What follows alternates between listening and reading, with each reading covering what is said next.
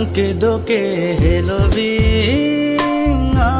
jadi damlotin itungan lason lo makanghon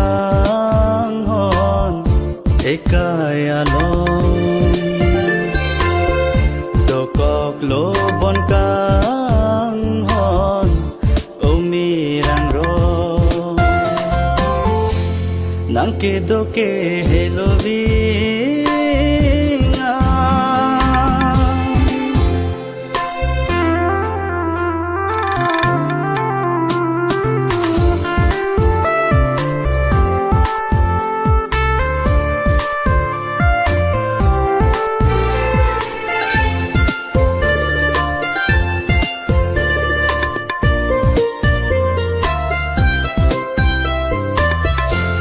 nang panjadi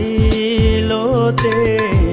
apor ke dam mantune meksole jang tame thek dam long nang raje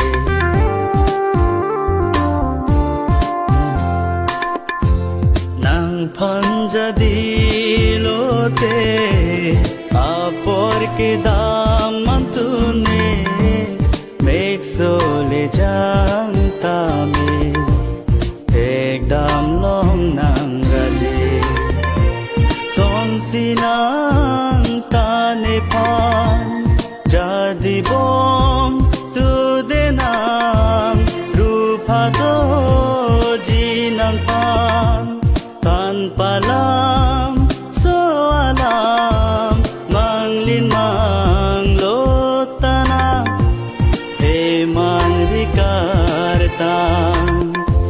manglin manglotana heman rikarta nangke doke helovingan jadi damlote nidungan lason lo makanghon ekayalon dokok lo bon kanghon umir angro nangke doke helovingan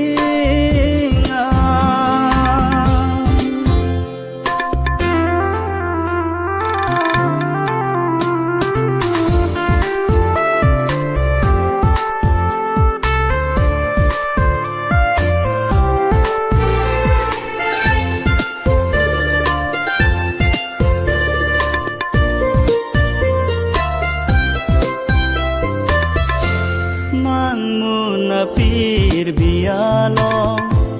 kai ke kaha chealang thanji pune nang phan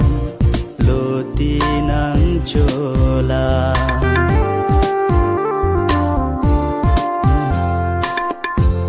mangmuna pir bialong kai ke kaha chealang Tanji pune nang phan